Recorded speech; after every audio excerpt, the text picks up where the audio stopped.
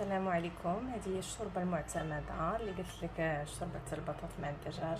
يعني اخذ شويه زبده مع شويه زيت زيتون، نحطهم في القدر مع حبتين من فص ثوم مقطعين صغيرات، حبه بصلايه كبيره مقطعه شرائح، مع جوج حبات من البطاط، شويه من صدر الدجاج قطعوا كده شرائح صغيره، ونخليهم نقلبهم شوي في داك الزيت والزبده حتى يتحمسوا، واضيف لهم ملعقتين كبار من الدقيق، اقلبهم زين، واضيف لهم مويه حاره واخليهم يغليو مده 10 دقائق تقريبا 15 دقائق.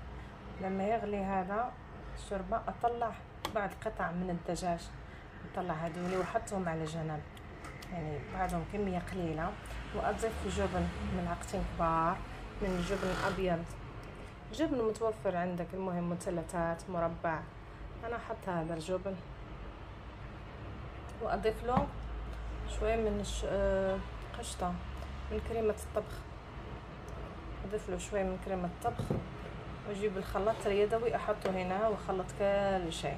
بعدين اخذ القطع الدجاج اللي طلعتها قبل ما يتخلط، اقطعهم صغيرات واردهم للقدر، وبعدين اخليه يغلي مده 5 دقائق، لان الكريمه مع الجبن يغلي معاهم شوي، وبعدين اضيف له شويه قزبر ومعدنوس بس للزينه.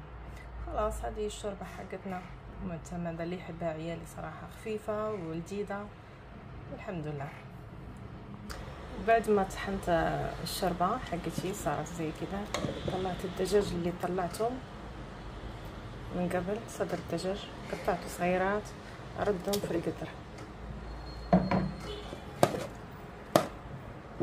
مع شويه قزبر معدنوس مقطعين صغيرين شويه بس للزينه،